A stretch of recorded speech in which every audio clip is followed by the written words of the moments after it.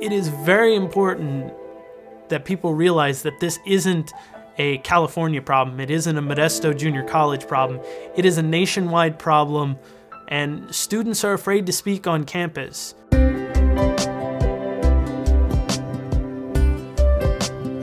Rob Van Tynen is an Army veteran and student at Modesto Junior College. I really needed money for college, so I joined the United States Army and spent about 6 years there. Then I went to Modesto Junior College and decided early on that I wanted to go into journalism. On September 17, 2013, Van Tynen headed to campus to pass out copies of the U.S. Constitution. It was Constitution Day, and he hoped to connect with like-minded students and start a local chapter of Young Americans for Liberty, a libertarian activist group. I started going to the college, trying to figure out if I could put on a big event.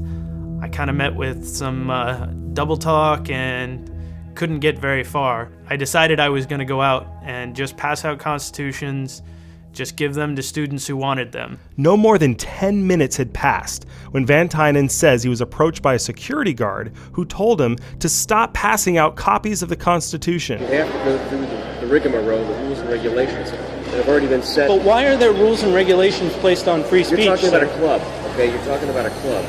It was really weird to have a security guard telling me that I'm not allowed to do something on public ground. The first thing I did was say, hey, don't you know what this is? This is the Constitution. This says that I can do this. As a student on campus, passing out anything whatsoever, you have to have permission through the Student Development Office. Okay? Isn't that a violation of my First Amendment rights, sir? I don't believe it is, but if you're going to go ahead and you're going to fight me on that, that's up to you. I'm telling you where you can go. I'm giving you a solution. Van Tynen trekked up to the office to discuss the issue, but was told he had to register to use the school's designated free speech zone, which wouldn't be available for days or even weeks. Okay. This is my free speech, is it not? It's a time, place, and manner. That's what it's called. And that's okay. The free speech area, and the free speech area is over there. Free speech zone on our campus is this fairly small concrete stage in the corner of a quad area. So somebody would have to walk to us to get to that free speech zone. I had students come up to me and say, well, why didn't you just do that? Just go to the free speech zone, say what you had to say. We still had to ask for permission to use that free speech zone, which adds that extra amount of time, which makes things really hard to do. It's not free speech if you're having to ask for permission to do it. Feeling that his voice was being ignored by the administration, Van Tynen sent the footage and other documentation to FIRE, the Foundation for Individual Rights and Education, which promptly publicized the case. The video went viral. I didn't expect it to go as big as it did. It was heartening to see so many people come to my side of it. It was outrageous that a student is stopped from passing out constitutions on Constitution Day or any day. Leslie Beggs wrote an op-ed about Van Tynen's situation for the Modesto Bee after hearing about the incident through her husband, who was Van Tynen's English professor. It is a community college, and I'm part of that community. I hate to see a college that I love being sort of hijacked by this bureaucracy that has no common sense. Beggs had recently been asked to help the school out by taking over 3 classes for a teacher who retired suddenly due to illness. Beggs agreed in the morning, but in the afternoon, she was shocked to learn that the job offer had been rescinded. They said, the one who wrote that scathing column, you cannot hire her, I won't allow it. Although the administration eventually gave Beggs one of her classes back, she's still deeply concerned about the academic environment at Modesto Junior College. I get the feeling on our campus it's not a good idea to criticize administrators. I've talked to many people who've had bad experiences, even people who are not faculty members who have told me stories about how they've been treated, and they live in fear. Bill Hawley is a professor of philosophy and teaches ethics at Modesto Junior College. When he learned of how officials were treating Van Tynen, he wrote an email criticizing the administration's suppression of free speech and sent it to the college's entire staff. All the administration needed to do was to say, oops, we didn't know what rules we had until we saw them enforced. That's all they had to do, and say, I'm sorry, we're going to change them.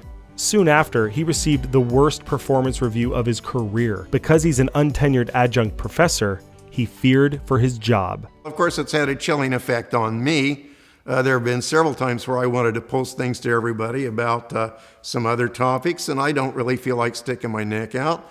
I'm in a position where they do not have to have any kind of reason to not renew my contract for the next semester. Despite the outcry from Beggs, Hawley, and Van Tynen, the administration refused to change its policies. The district chancellor wrote an op-ed in the paper claiming Modesto Junior College did not prevent Robert Van Tynen from handing out copies of the U.S. Constitution. Almost 250,000 people, just on YouTube alone, saw him prevented from doing these things. As a student on campus, passing out anything whatsoever, you have to have permission through the Student Development Office. It's breathtaking to hear somebody deny something that's obvious to everyone. I have 2 people on campus right now, so you'd have to wait until either the 20th, the 27th, or you can go into October. It's just morally horrifying. We started realizing that they weren't going to change anything. We needed to take it to the next level, which ended up being a lawsuit. Fire put Van Tynen in contact with attorneys from Davis Wright Tremaine, who handled the case at no charge to him. Facing increasing public and legal pressure, Modesto Junior College finally settled with Van Tynen, paying out $50,000 and revising its policies to allow free speech in open areas across campus. You need people like Rob who are willing to fight and say, hey, this is wrong and I'm not going to let you get away with it, even though you have all the authority and you have all the power. The Constitution says that I have a little bit of power too. If that Constitution had been written by the administration of MJC, it would read, Congress shall pass no laws abridging the freedom of speech so long as people get 5 days advance permission from the government and restrict their speech activities to areas designated as free speech zones. Not long after we got the settlement, we were out passing out constitutions again. And we just wanted to make the point, show students what their rights were, and it's 1,000 times better now.